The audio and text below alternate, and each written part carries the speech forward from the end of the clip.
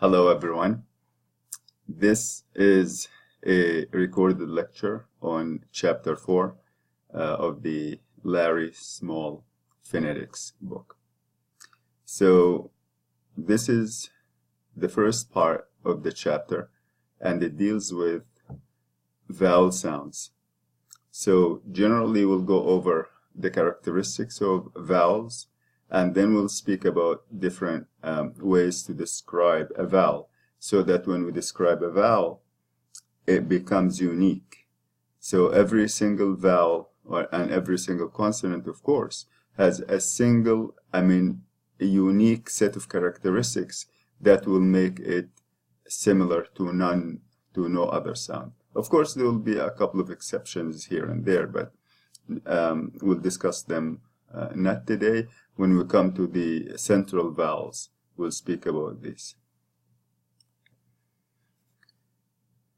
So the definition of a vowel as compared to a consonant is that a vowel is a phoneme, is a sound that is produced with basically no obstruction that you could notice, no blockage of the airway.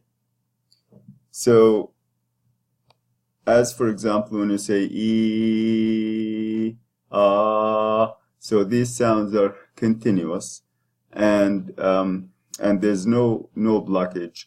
For example, when you compare it to a consonant, you'll notice that a consonant is produced by making some kind of blockage along the vocal tract, and then forcing the air to go through that blockage. And sometimes the blockage is total blockage, like when we say p, t, d.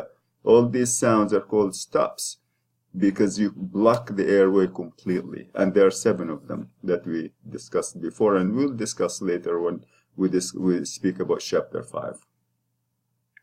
So that is, again, the basic definition is that a vowel is a phoneme that is produced with basically no noticeable constriction or obstruction of the airflow in the vocal tract. And in order to describe a vowel, there are 4 criteria for describing a vowel. And 2 of these criteria have to do with the tongue. And then 1 has to do with the lips. And 1 has to do with muscular tension. Muscular tension is measured by, basically we understand it when we hear it, is measured by how long the sound is.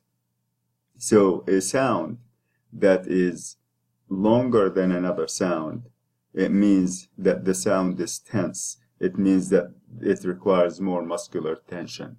For example, if you ask me to hold this bottle in my hand, hold it like that, just let's say, for 1 second, my muscles are working to hold it this way, 1 second. But if you tell me to hold it for 2 seconds, my muscles are going to work twice as much as, for 1 second. So if you increase the duration, the length, then the muscular activity is going to increase. So we describe a vowel based on these criteria, and we'll describe we'll go through every vowel, the 14 vowels of English, and then we describe them using these 4 criteria. But just to give you a quick example here, tongue position, the tongue can be either high, mid, or low. So that's in terms 1 way the tongue behaves. The other way is to be tongue advancement, which is the tongue can be up front, center, or back. So actually the front at the center of the mouth and the front and the back, there's an area where it kind of things intersect. And we have a category of vowels called the mid-central vowels.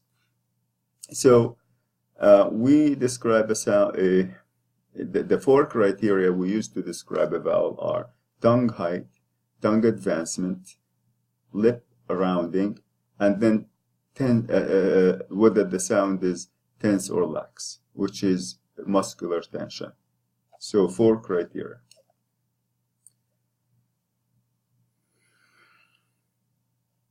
So the vowels are produced with vocal fold vibration. Of course, all of them are pure tones, and the tongue is very active in vowel production. And we described how the tongue, when it moves, it kind of really modifies the resonance of the vocal tract. So again, tongue height can be, the tongue can be high, mid, or low. Like, you know, there's the high, I'm going to show you some images where the tongue just really lifts up, or it can be in the middle of the oral cavity, mid-high, like, or it can be low, like when I say, ah, the tongue is very, very low. In terms of tongue advancement, again, the tongue can be front, can be center, it can be back.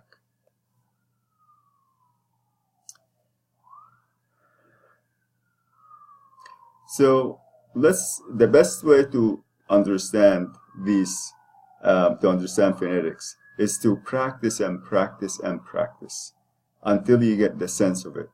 So if you do not practice, you will not build the inner sense. You will not build representations of the sounds.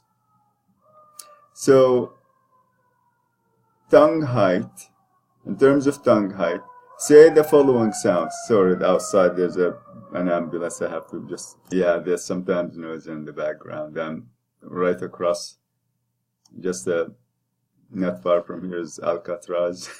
But of course it's not active anymore. I can see it from my window. So anyways, say the words and then feel the tongue as it moves up and down. Say meat and exaggerate. Me, meat, and then mit, mit,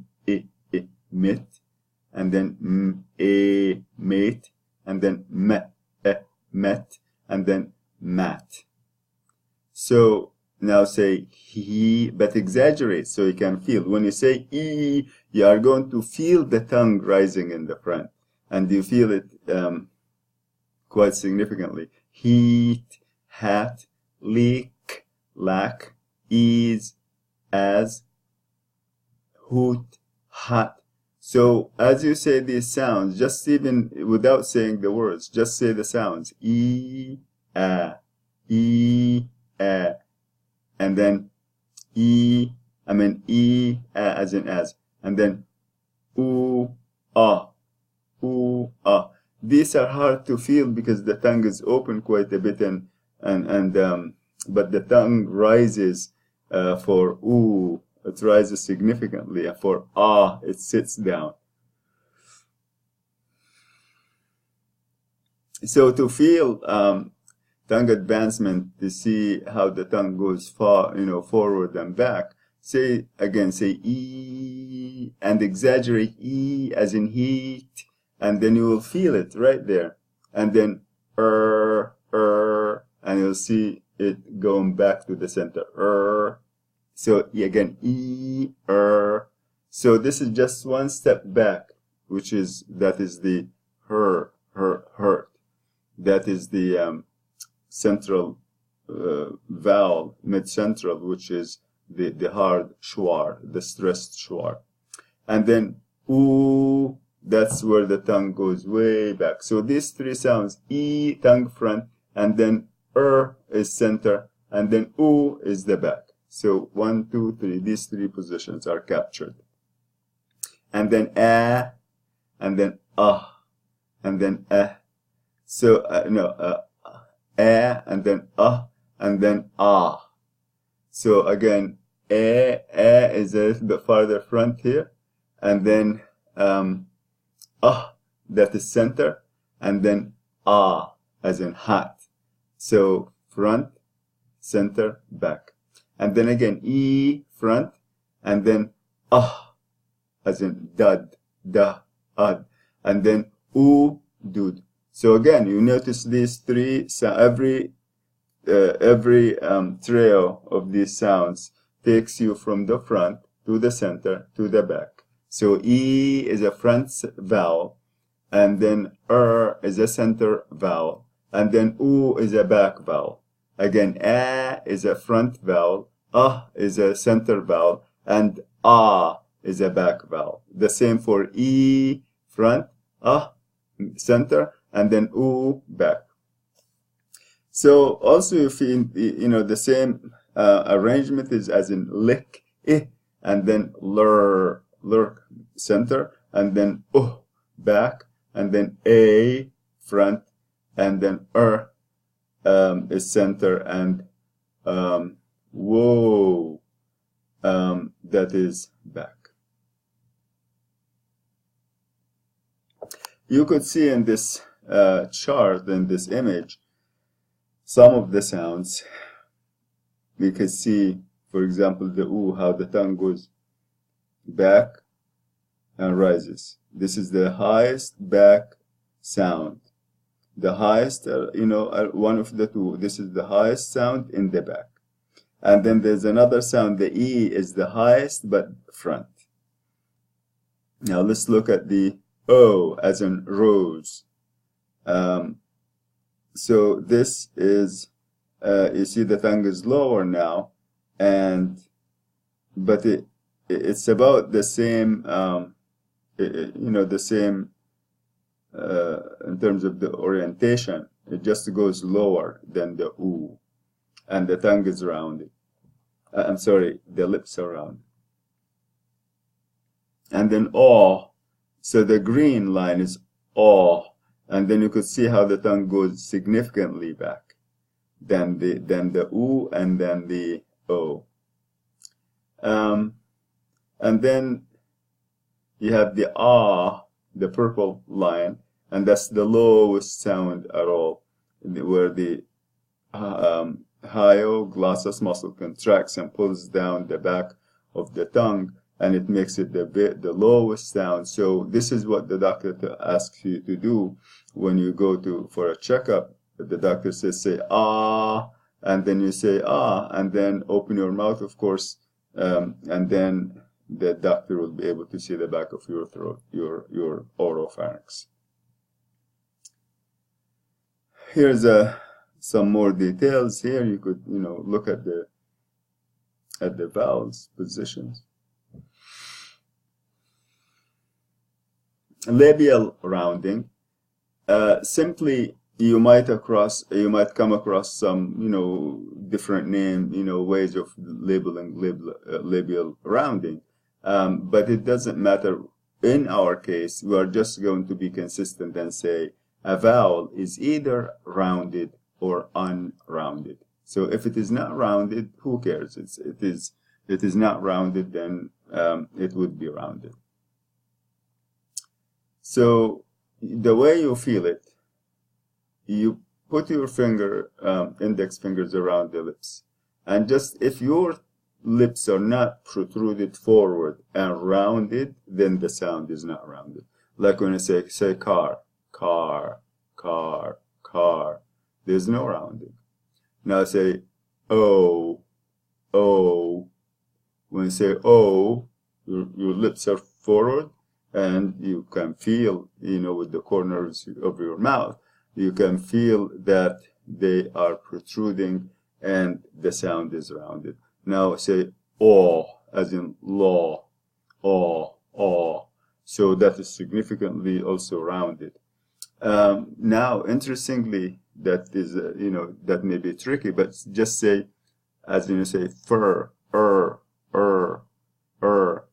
like stir. You see, protruding, making the is it's a rounded sound. And also the unstressed, the lax as in butter, is rounded and protruded. So both of these are. So you can say these words to feel the difference and practice again. Go to page 55 and do the exercise there. So if you say heat, the best contrast is between E retracted and U. Because when you say E, it retracts your lips. That definitely is not rounded. And then say oo. So E, oo, and then you could feel the big difference. But just keep your index fingers on the corners of your lips. Now say pill, pill, pill, and pull, pill, pull, and then cat, and then cold, and then bait and bought or bought. But this one we are basing it on the Old English. So if you say bought, that is not rounded, of course. That is not the best example. So do the exercises on page 55.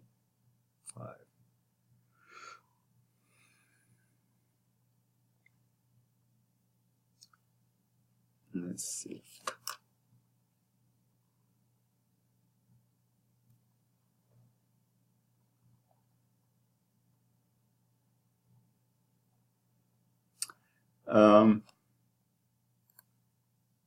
Yeah. So when you contrast, look, it asks you to indicate whether the following one-syllable words have a rounded or unrounded vowel. So vowel graphemes are in bold letters. Write either rounded, write R for rounded, or U for unrounded in the blanks. So practice with these. I'm going to say a couple of them, and please do the rest. And you need to do it on either a separate sheet or do it through, type it so that you can upload it on your page on Blackboard. So lean, E, definitely not rounded. And then hook, road, road. So you can feel, really, these examples are really very good. But just practice, maybe use a mirror, and that will help you build the sense. If you come to a point where you say, I really am not going to be able to build the sense of phonetics, and then that field is not yours, frankly. So you need to build a sense of phonetics because you are supposed to be the expert. And phonetics is going to be everywhere, and it must be in your head by the end of the course. So and it is quite it comes really with practice. Once you can engage yourself in it and every day practice a little bit, you are going to master it really quickly. But if you leave it and just do it once a week, that is not going to help. So, in terms of muscular tension,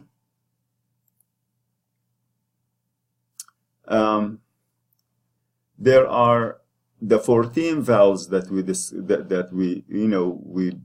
discussed last week and the week before. The 14 vowels, 7 of them, half of them are tense. They require muscular tension. They tend to be longer when you produce them. And then 7 are lax. So the main characteristic that makes us understand, they are lax or tense is how long they are. So when you say feet, E, feet, and then if you contrast it with fit, feet, fit, seat, sit. So in terms of tongue placement, tongue placement is going to depend on sound by sound, but a tongue vowel sounds that are tense tend to be lengthier than the lax ones. That's your main way of measuring it. And when you look at the position of the sound in the word, tense vowels, they are what makes a syllable stressed. Now recall, we do not call a vowel sound. We do never call it stressed. Okay, we call it tense or lax. Syllables, we do not call them tense or lax. We call syllables stressed or unstressed. Okay, so what makes a syllable stressed? Can you figure it out? Other than having an exam? A syllable is stressed when it has a tense vowel. A tense vowel. And not always, of course, because you are going to find some of the vowels that come in one syllable words that are lax. But typically, a syllable becomes tense when it has, it becomes stressed when it has a tense vowel. And that becomes most obvious in words that are two syllables or more. So, there are, and we explained it when we discussed the syllable structure. There are open syllables and closed syllables. A closed syllable simply has a consonant at the end of it. So when you say, for example, ma, that's an open syllable. There is no door at the end. And you say ma, m, then the m closes it. Now that becomes a closed syllable. So tense vowels occur in stressed syllables, and they occur in closed syllables. Like, for example, when you say clue, k, u, clue. So that's an open syllable. And when you say pool, that's a closed syllable. So they occur in both open and closed syllables. In contrast, lax vowels, they tend to be shorter in duration because they require less muscular tension. And they generally, like, notice I'm saying generally because there are exceptions. Generally, they do not occur in stressed open syllables. So, for example, like when you have the word guarantee. So guarantee, that is the last syllable has the stress. Guarantee. I'm exaggerating it, of course. So it is an open syllable because it does not have a consonant. So as a result, the E is extended and it becomes a tense vowel. Guarantee.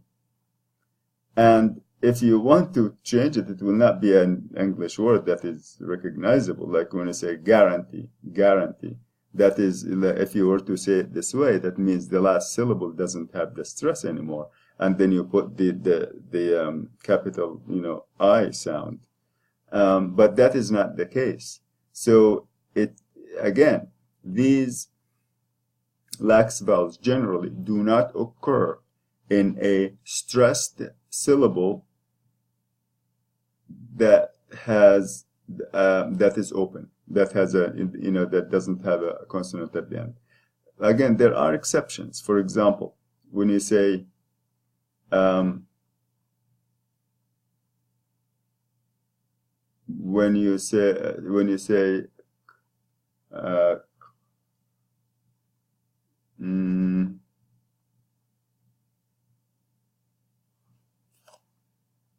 words that have the as in but, as in hut, as in mug. So that is the caret sound or the wedge sound. That syllable, for example, is it's a word, one word syllable that is by itself stressed, but yet it has the caret or the wedge sound. So if you were to take the closed syllable off and you say, for example, mug, ma, you don't have a word like that, ma. So the idea is, if you are going to extend a syllable, to stress a syllable, you simply are going to exchange the lax vowel with a tense vowel. Like I gave you the example, warranty, guarantee. Because the T at the end is stressed, then you are going to put the E, which is tense. If you were to put the stress at the beginning of the word and say guarantee, which is not English that I know, then that means you put the stress at the beginning, then you take it off the end, and then the end must be shorter. By taking the tense vowel away and putting the lax one. These are not really exceptions that I gave there. These are just as examples, Sarah and simile. When you look at them, they are multi-syllabic words. And Sarah has 2 syllables, sa and then ra, and the stress is at the beginning of the first syllable. So Sarah. So the at the end is a schwa. Ashwa is not tense, it is lax. So that's an open syllable. However, it is not stressed. So it doesn't violate the rule actually. Simile is another sound, simile. When you have simile, that could actually be an exception because you do not say simile, you just say simile, and the stress is on the front of on the first syllable, and then the E at the end is that what do you call it, the capital I. So in that case it comes at the end, but that is kind of just one of the few examples. But just what I want you to remember is the general rule for lax vowels is that, number 1, they do not occur in a stressed open syllable. So the syllable has to have 2 conditions, stressed and open. And like the word when you say clue, oo at the end is open and it is stressed. So you cannot take the oo and make it shorter, like saying the word as clo. So it can't be. So another example here is when you say, for example, the word perhaps. It has 2 syllables. Per is unstressed because the stress is on the haps, perhaps. So as a result, you put the unstressed schwar for the per. And for example, and we discussed this extensively in terms of the stress, where you should put the stress when you have the syllables. For example, if the syllable is stressed or not, where are you going to put your lax or tense vowel? Lax vowels do occur in closed syllables that are, for example, stressed. So as when I say bed, that's a closed syllable, and the and the epsilon is a lax vowel. Hat, is a lax vowel. Swim, is a lax vowel. But all of these syllables are closed, so there is no problem.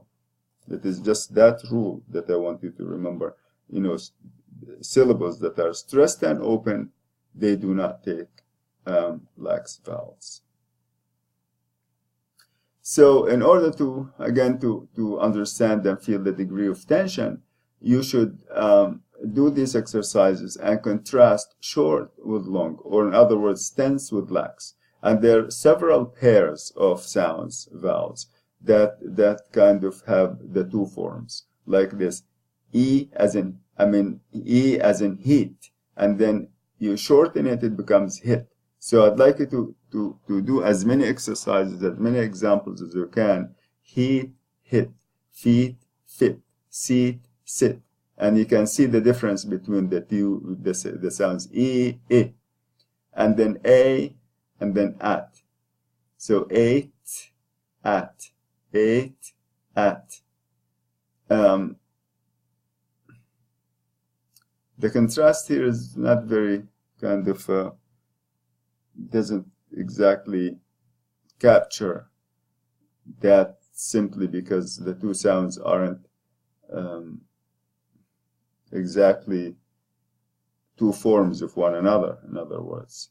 But they give you the idea, you know, for example, A, 8, A, 8, and then A, you know, it's another sound, but you could get from A that it is tense, 8. And then at, A is not is a lax sound. U, boot, and contrast it with put, bed, and then coat, and then cut. So when you look at these different sounds, they're a mix. You kind of look at the duration, how long the sound is. The sound that is long, definitely that would be a tense sound. So look at these words, and there are some examples in your textbook, and determine which one is lax, which one is tense. Look, oh, is that tense or lax? Oh, you got it right. It's lax. Feed, E. Okay, I got it right again. Tense, E. Cake, A, cake. I know you say, well, there are two forms of this, but look at the word. If it is one single syllable, it has one single stress. So you definitely have the diphthongized A, cake, A. Set, epsilon, that is tense, and then pull, that is also lax. I mean, set is lax, the epsilon, and then pull, lax. Oops.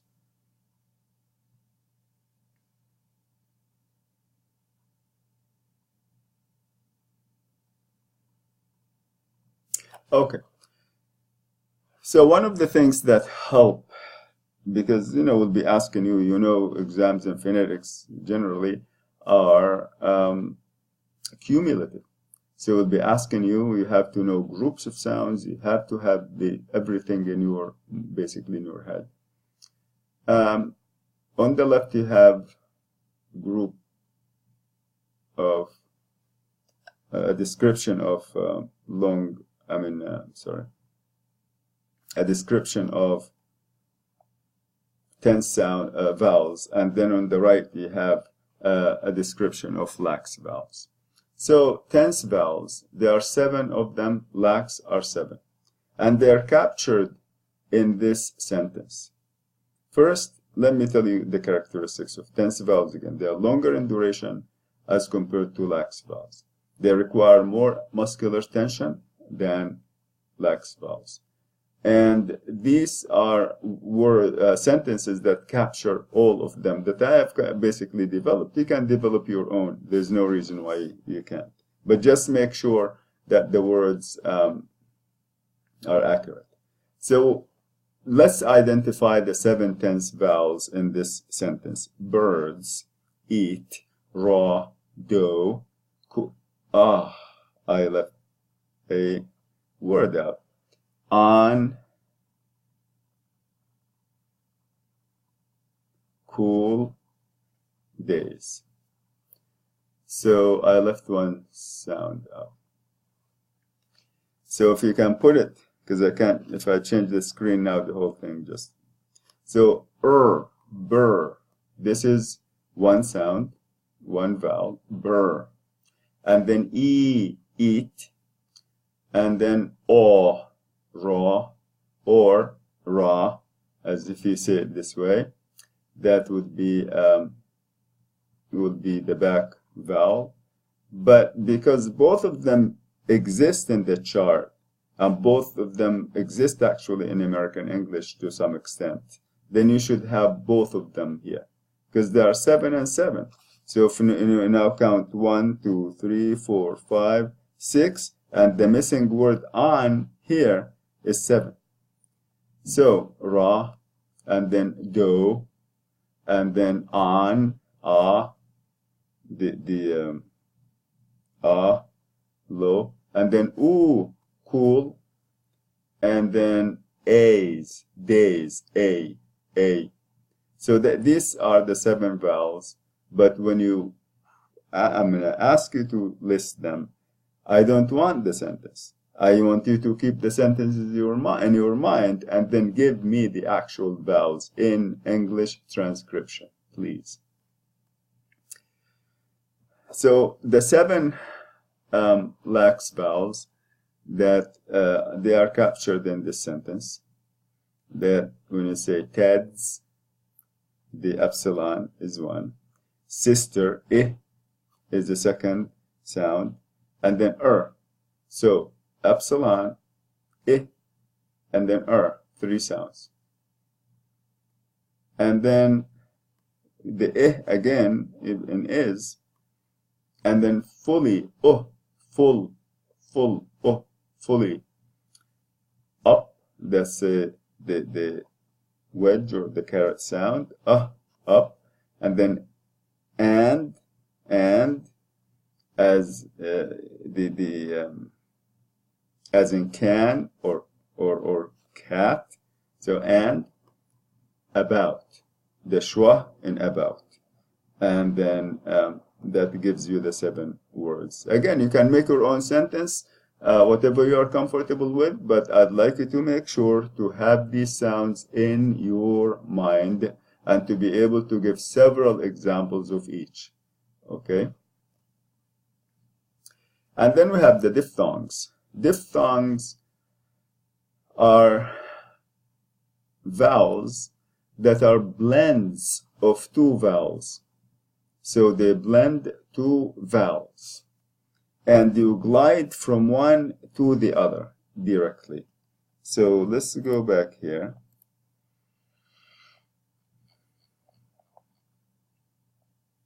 You see now in the chart, when we have the 4 corner vowels, E, and then U, and then A, and then A. And then you want to take 2 sounds, blend them.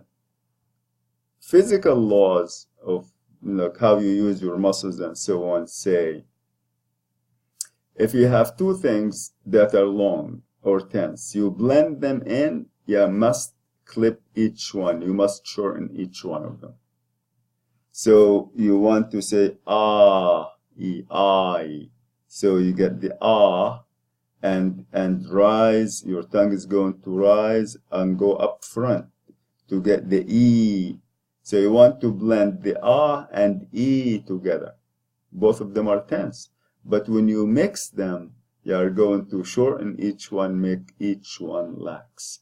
And you end up getting that sound that has this sound that's going front. Why? Because your tongue is going, anticipating going forward to get the E and going, to that sound. And in the way as it advances, it is going to change the into I becomes shorter. Even though by itself, this is not an American sound particularly. So you end up getting this sound, and then E becomes shorter, becomes E. So I. So in all cases, when you form diphthongs in English, you go from a lower sound to a higher sound. And the diphthong has 2 components. One, on glide, the beginning sound of the diphthong, and then the off glide is the second sound of the diphthong. When you say that's the on glide. E, I, E, that is the off glide. E. When you want to say and then say ooh, combine them together. You have to clip each one, make them both shorter, blend them into one sound. So ah, ooh, ow. You don't say ow. No, as you switch and your tongue rises, your tongue goes forward here to the center, and you basically change the ah into ah. So it will be ow, ow. Not as long as the ah, but ow, ow, now. And then you do the same again for E. So we have ow and I, and then we have the o, oi. You shorten the E into I. So we have oi, and then we have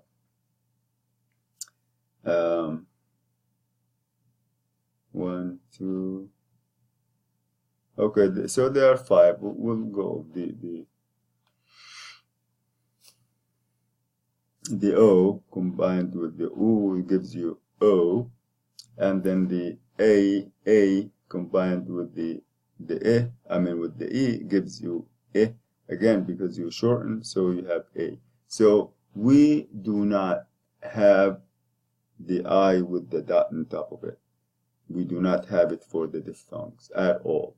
It has to be this sound that's in the center, low center here, and combined with the capitalized I, and that's it.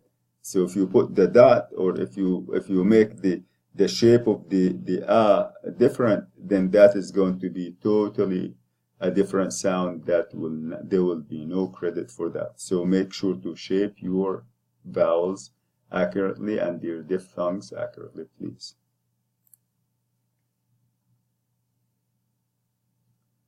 Okay, so for the diphthongs, again, the tongue rises in the oral cavity when you do the off glide, and there are only two off glides in English, which are the I and the O, which are shorter from the E and U compared to these.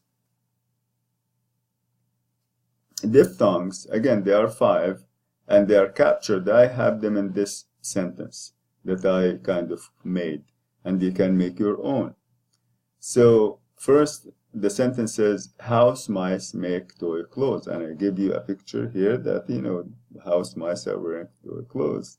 So ow, house, and then I, mice, and then a, as in make, and then oi, as in toy, and then o, as in clothes.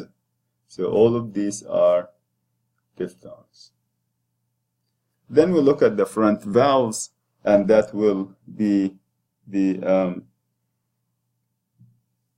the conclusion for this part. And then the next segment is going to have the rest of the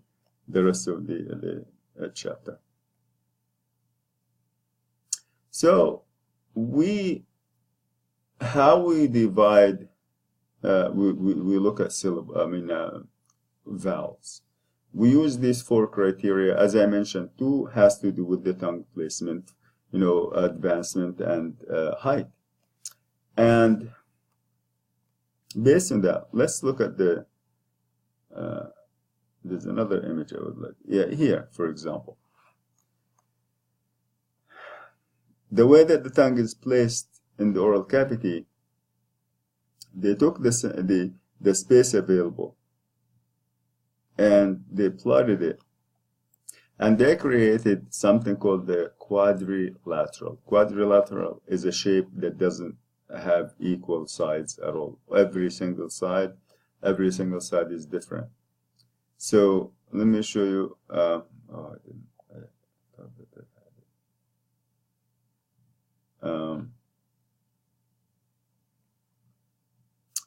Okay, let's go back here. I need to go find one of these. Yeah, here.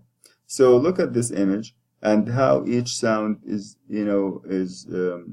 produced with a certain tongue position in terms of height and how the tongue is back or forward. When you look at a sound like the E, in your textbook, there's a nice image. Let's go to it.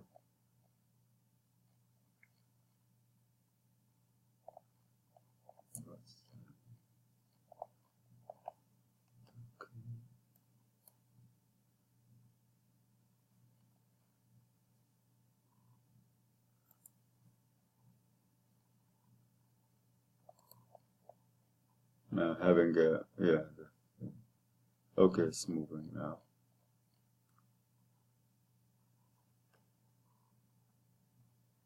But it took me to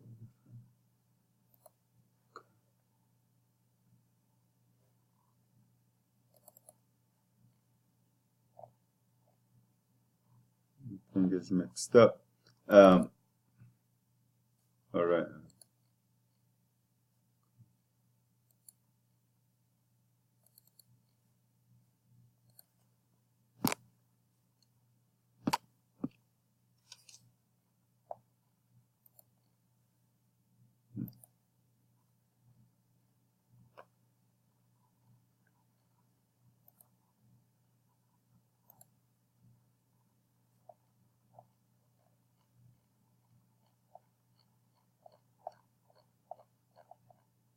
I wanted the image for the E.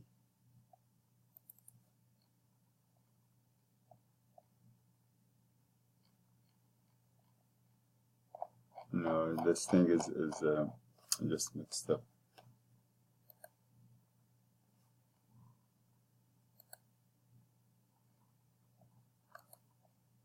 So you notice, anyways, that when you say E, the tongue goes forward and it goes high, and it's the highest position for the E, higher than any other sound except for the U.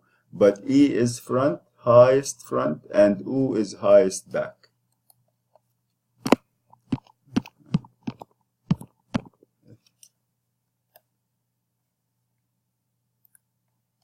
Okay, so you could see it here. See, this is the tongue is high and front, the highest to the front, and U is the highest but to the back.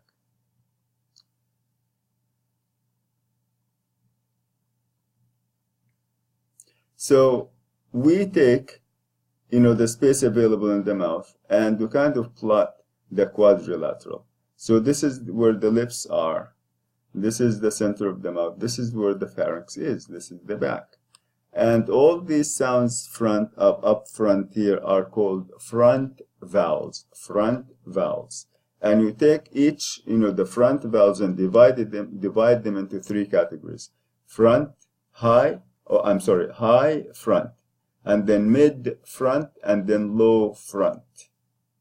And then you get the same. The center, you say, high central, mid central, low central. I told you the sound in the middle here we do not use except at the beginning of ow and I. Otherwise, in American English, it doesn't exist. But in British, yes. So the mid, and also there are no central high sounds in English. So you end up having basically four mid-central vowels here. And then there are 5 back vowels. We are going today to discuss the 5 front vowels, and then we'll discuss the next ones in the next class. So looking at E, I'm going to actually describe them here instead of having to go back and forth, simply using the chart. There are the four criteria that we use, where the tongue is, going forward or back or mid, and then up, down, and so let's take the E. The E is it high? Yes. If it is in this column here, then it is high. It doesn't matter if it is higher than the E or not, but both of them are considered high. So that the E is a high front. And then, is it rounded or unrounded? E, unrounded. High front, unrounded. Is it tense or lax? Tense. Again, high front. And then unrounded, tense vowel. And then these are 4 words. I do not want you to tell me when I ask you to describe vowels. You will have many questions like this. I don't want you to go and say the tongue goes up this way or the lips do this. No, just use 4 words, simple words. Again, you say high front, unrounded, tense, period. That's it. The next sound, the I, is also high, also it is front. I, high front. However, it is lax. That's the only difference. So there are 2 forms of this sound, but one is lax, one is tense. And you can contrast them, like when you say E as in heat, and then I as in hit, and then feet, and then fit. So if you make words like this contrast, you are going to identify them. And then A, that is the sound that's not the diphthongized sound. Doesn't say make. That is the sound in words like Sunday, Monday. All the days of the week, they have day at the end, and you can't use it as a diphthong, day. So you don't say Sunday, Monday. No, you say Sunday, Monday. So the last vowel at the end in all the days of the week is that sound, A. So A is a mid, and then front. So mid, front. And then tense. Okay, tense. And then unrounded. And I'd like you to say these things and test yourself. Is still front, but it is mid front, as in head, bed, red. So mid front, and then lax, unrounded. As in hat, as in cat, is low front, unrounded, lax. So the front vowels, none of them is rounded. All of them are non-rounded. The front vowels have 3, the top 3 are tense, and the lower 2 are lax. So I'd like you to do the exercises in the textbook, and I have identified the exercises here for you. And please ignore the question mark after the word note, because it was just an error, typo.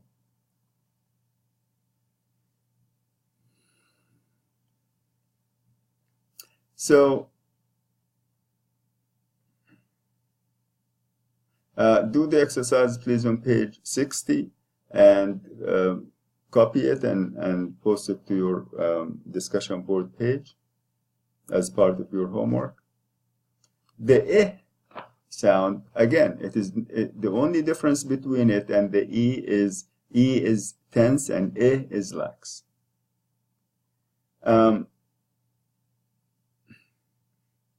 When we have words that have the Y at the end or EE at the end, for example, this sound, it will take this sound, I. So if you say cranberry, the I at the very end, it has to be this one, cranberry, this short I. When you say guarantee, the T is stressed, so it will take that E. But when you say candy, the Y at the end is transcribed I, candy, short, maybe, short, happily, short, or lax, warranty, lax, But if you say guarantee, then it becomes, the stress is going to make it, it's going to require the tense sound. So typically the is used to transcribe the in ing as king or bring.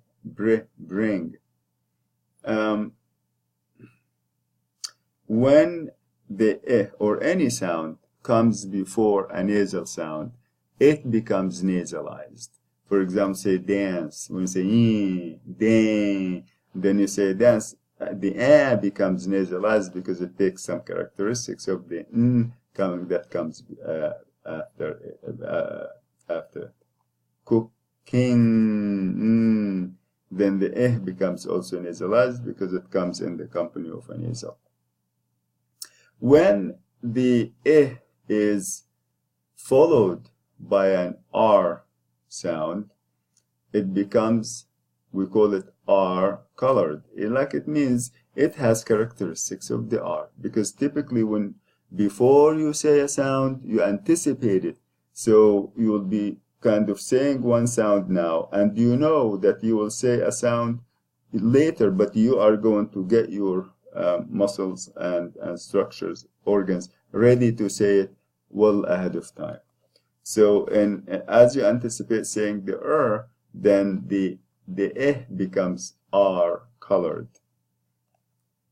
It takes some qualities of the R. So, for example, we say zertek. So z zer in the first syllable, and then mirage. So IR here is kind of it is treated almost like a diphthong. It is called the rhotic diphthong because you go from one sound to the other. And so next is to do exercise number 4.2, which is page 63. Typically we go over them in the classes, but they are quite straightforward, they are quite easy, and the answers are at the end of the text. So these are examples again of how the tongue position is, where the tongue is placed. When we say E, you notice it's far front and high. When we say I, it goes a little bit lower.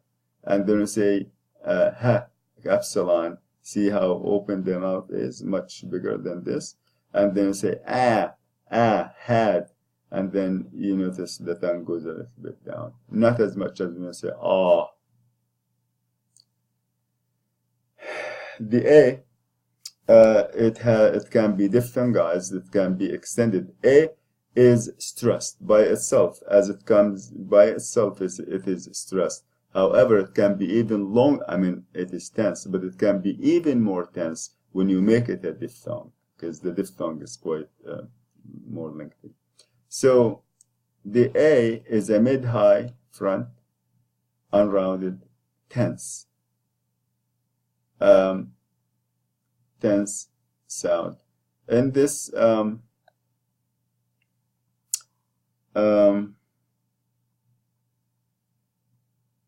we'll go back, and this I think we need to correct this item here.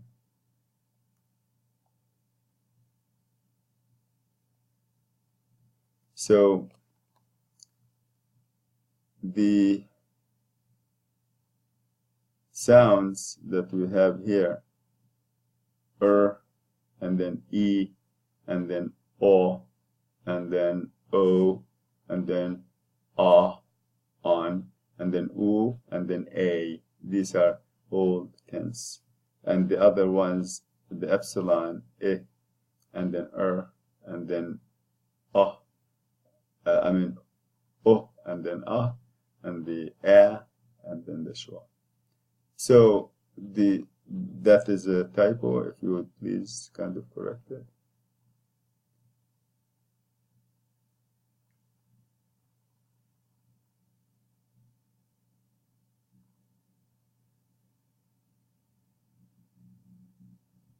So write 3 vowels, I mean 3 words that have this vowel, just from your memory. I'm going to tell you a couple, and then you find words similar to that. And again, they have to be multi-syllabic words, at least 2 syllables or more, and that A has to be in the syllable that is not stressed. If it is in a stressed syllable, then you must use the diphthong. So if you go to page 4.3, I'm sorry, exercise 4.3, page 66, that is where the exercise is. You need to complete it.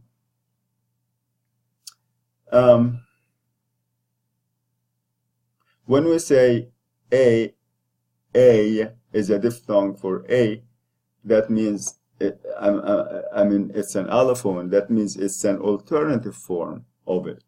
But again, the A exists. It is used with unstressed syllables, and the A is with stressed syllables. So when you say, for example, make, cake, you take the diphthong. But if you say Sunday, Monday, Tuesday, you take the one that doesn't have that doesn't have as much muscular tension. Okay, the epsilon, as in head, red, is a let's go back to it. So the epsilon is you can call it low mid front if you want, but it is enough for, if you want to say it is a mid front unrounded lax vowel. Mid front unrounded lax vowel.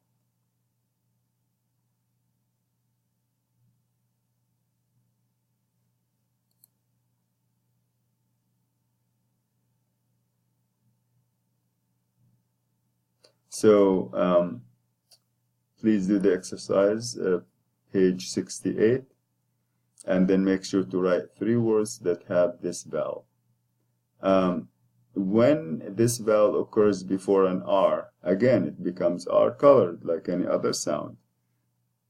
Examples of it are were, when it comes before the R, were, terrace, terrace, and then her. So these are all examples of the ER.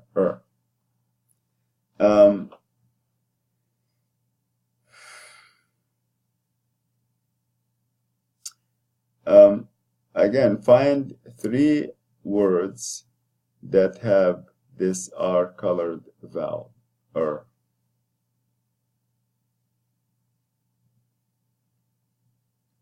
The a as in car, can, is a low front and then lax, unrounded, as in the word ash, car, cash, ash.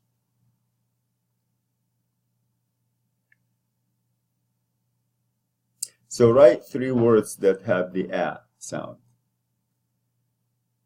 I would like you to be careful to make sure to write the a just like this, with exactly like this, so you don't mix it up with something else. Do not detach the 2 parts of it, and make sure you go up, like, shape it nicely so it doesn't sound like a D.